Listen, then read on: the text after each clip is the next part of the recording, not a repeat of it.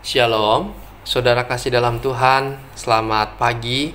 Kita bersyukur hari ini diberikan hari yang baru untuk boleh kita nikmati kembali bersama dengan Tuhan. Bertemu kembali dengan saya dalam channel Sate Kristen. Mari saudara, sebelum kita merenungkan firman Tuhan, kita berdoa terlebih dahulu. Bapa di sorga, kami mengucap syukur untuk hari yang baru yang Tuhan berikan pada hari ini untuk boleh kami nikmati kembali bersama dengan Tuhan. Kami bersyukur kepada Tuhan dan mari berbicaralah kepada setiap kami lewat kebenaran firman Tuhan. Dalam nama Tuhan Yesus kami berdoa dan kami mengucap syukur. Amin. Saudara, perenungan kita didasari dari Kisah Para Rasul 26 ayat yang ke-19. Dikatakan, sebab itu ya Raja Agripa, kepada penglihatan yang dari sorga itu tidak pernah aku tidak taat.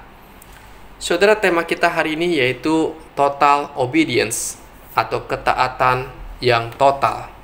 Saudara, dalam Kisah Para Rasul 26 dikisahkan seorang bernama Paulus.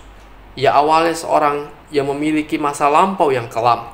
Ia pernah menganiaya umat Tuhan, bahkan mengakui dirinya sebagai seorang penghujat, penganiaya, dan seorang yang ganas. Namun ketika Tuhan menampakkan dirinya secara langsung kepada Paulus, ketika dalam perjalanan ke Damsyik, Paulus mengalami pertobatan. Dan Paulus mengalami suatu perubahan yang nyata di dalam kehidupannya, di mana Paulus berani bersaksi kepada orang-orang Yahudi, rakyat biasa yang gampang emosional pada waktu itu. Bahkan dalam kesempatan yang ada, ketika ia berhadapan dengan Raja Agripa beserta seluruh pemerintahan yang punya kepentingan politik, Paulus tetap bersaksi tentang Kristus kepada mereka.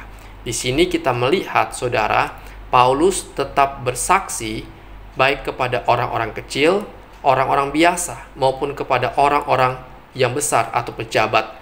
Sehingga dalam ayat emas yang kita baca dikatakan, sebab itu ya Raja Agripa, kepada penglihatan yang dari sorga itu tidak pernah aku tidak taat. Hal ini menunjukkan suatu ketaatan yang total yang ditunjukkan oleh Rasul Paulus di dalam kehidupannya. Bagaimana dia mau taat menjalankan perintah dan kehendak Tuhan di dalam kehidupannya untuk bersaksi tentang Kristus yang dia alami secara pribadi, dan dia mau saksikan, dia mau beritakan kepada orang lain. Saudara, Rasul Paulus mau taat kepada Tuhan karena ia ingat akan panggilan Tuhan atas dirinya, bahwa dia adalah orang yang berdosa. Namun karena belas kasihan Tuhan, karena kasih karunia Tuhan, Tuhan menebus dia, Tuhan menyelamatkan dia, dan sekarang dia mau bagikan kepada orang lain. Saudara, ketaatan Rasul Paulus bukan sekedar di bibir, tetapi dia praktekkan secara nyata. Sekalipun, saudara, ada harga yang harus dia bayar. Ada penolakan, bahkan ada ancaman bagi dirinya. Tetapi Paulus mau. Kenapa? Dia tahu berita yang penting yang harus dia beritakan kepada banyak orang, bahwa Kristus adalah juru selamat manusia. Tanpa Kristus, manusia akan terhilang. Saudara, kan itu Paulus dengan tekad yang bulat, dia membagikan Injil Kristus kepada banyak orang, supaya mereka pun mendengar Injil dan boleh diselamatkan. Saudara, inilah yang Tuhan mau dari setiap kita, bahwa satu jiwa sangat berharga di hadapan Tuhan. Karena itu, saudara, Tuhan inginkan agar setiap kita memiliki tekad yang sama seperti Rasul Paulus, yaitu sebuah ketaatan yang total. Bagaimana kita mau memberitakan, membagikan, men-sharingkan berita Injil ini kepada mereka yang belum percaya. Kepada siapa? Kepada anggota keluarga kita, suami, istri, anak-anak, orang tua kita yang belum percaya. Supaya apa? Supaya hidup mereka tidak terhilang karena keberdosa mereka. Sebaliknya, agar mereka pun boleh mendengar kabar baik yang Tuhan sudah sediakan, dan agar mereka boleh mengalami pertobatan. Saudara, tugas kita hanya membagikan. Yang menyelamatkan ialah Tuhan sendiri. Karena itu mintalah dan berdoalah kepada Tuhan untuk minta hikmat, minta kuasa, dan minta keberanian untuk membagikan Injil Tuhan ini. Ingat saudara, Tuhan sudah menyelamatkan saudara dan saya. Di mana kita dulu pun sama seperti orang-orang dunia, hidup di dalam dosa dan terhilang daripada Tuhan. Namun karena belas kasihan Tuhan, Tuhan selamatkan kita. Karena itulah ada beban yang harus kita pikul, membagikan kabar baik ini kepada orang lain. Mari kita mulai dengan berdoa kepada Tuhan dan mendoakan orang-orang yang mau kita injili, supaya Tuhan boleh mengetuk dan membukakan pintu hati mereka, dan kita biarlah mau melangkah membagikan kabar baik ini kepada mereka.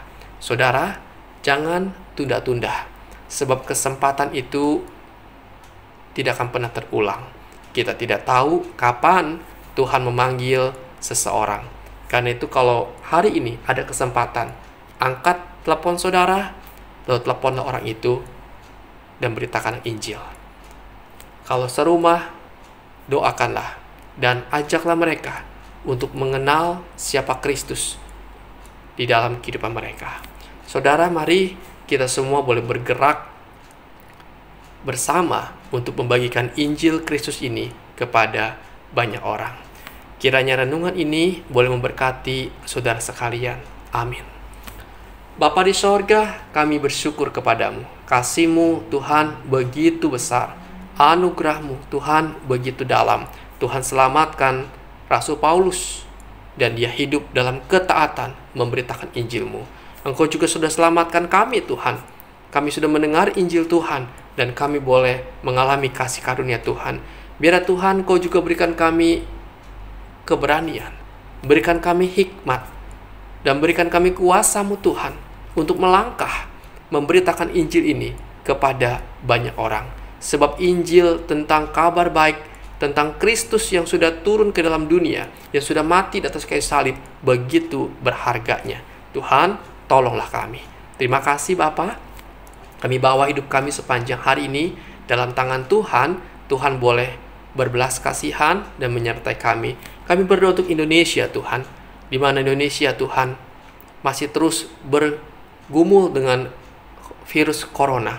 Tuhan, tolonglah, biarlah Engkau boleh jagai bangsa ini, agar jangan sampai seperti negara India Tuhan, di mana India mengalami tsunami akan corona. Tuhan tolong supaya masyarakat Indonesia memiliki tanggung jawab Tuhan untuk menjaga protokol kesehatan, dan juga pemerintahan Tuhan dalam mendistribusikan Tuhan vaksin daripada virus corona ini ke berbagai daerah di Indonesia. Tuhan boleh memberkatinya. Tuhan tolong berkati jemaat-Mu, saudara-saudari kami Tuhan yang mungkin bergumul karena terkena virus corona. Ada yang dirawat di rumah sakit, ada yang diisolasi di rumah. Tuhan tolong Engkau lawat mereka, jamah mereka, dan sembuhkan mereka ya Tuhan. Mohonkan pertolongan dari Tuhan.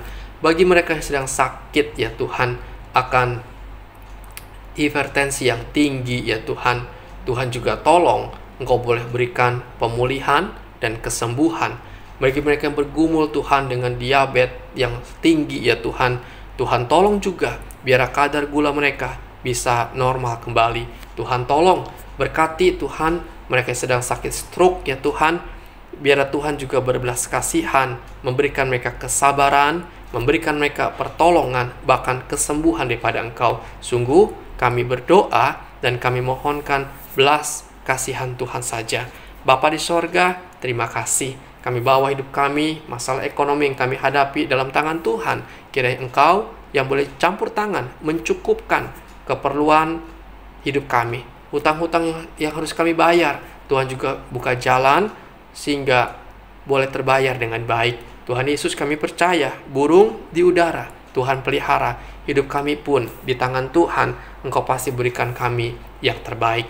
Berkati usaha kami, berkati dagangan kami, berkati pekerjaan kami, sehingga melalui semua itu Tuhan, berkat Tuhan mengalir di dalam kehidupan kami.